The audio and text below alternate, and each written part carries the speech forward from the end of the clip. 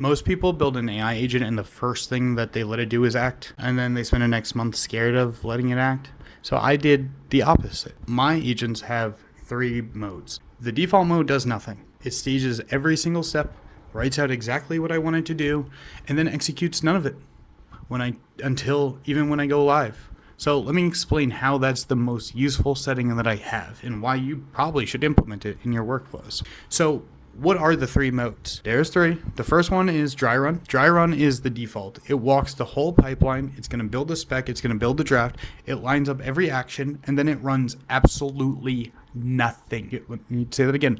It does not run anything, and that is very important. So it's a machine showing me its homework before it's even allowed to turn it in. The second mode is gated. Gated means that the safe steps run on their own, but anything dangerous stops and waits for my yes. Very similar to the approval modes that you might get from Claude Code or Codex when you are asking it to run on a task. When you have to hit that, hey, do you allow permissions? Same idea here. When you encounter a dangerous task, you get hit with a permission ask. Okay? So then the third mode is obviously all our favorites is full auto. It's what I run my Claude Code on, but it's not what I would run my production systems on, right? Because things break. That's where it runs end to end by itself, and I only turn that on for one job at a time with the budget on it. So notice the order. The thing that you reach for first is the thing that cannot hurt you. You have to actively step it up to dangerous, and dangerous is never where you're gonna start. So why do you default to the mode that does nothing, Connor? Why does that make any sense? Why make your life harder? That seems backwards, right? Well, no, it's not.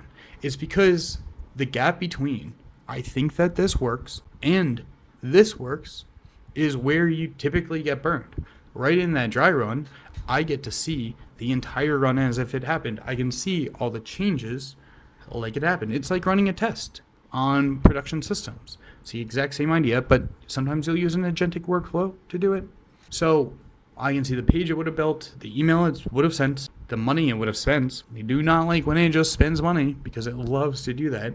All of it is just going to be sitting there waiting for me to hit approve. And so I read it like a story that's already played. And if something's off, no one has gotten hurt yet. I don't have to take back anything. I don't have to go apologize to anyone. And here's the most important part. Even with the live flag on, the dry run still will execute nothing. So I can't fat finger it. There's no version of being sloppy that turns a test into a real send. The safe mode is sticky, so you have to mean it to leave it. So if you're building anything that acts on its own, give it a mode that does nothing and make that the front door. Make that the only door. That is your only entryway into building. Let it show you the full run first, and then you're going to read it like it already happened. And you're only going to step it up to ungated once you've watched it be right a few times with 0 stakes on the table. So if you want this 3-step mode, it's dry run, gated, and auto. And that's how I keep dry run from ever firing.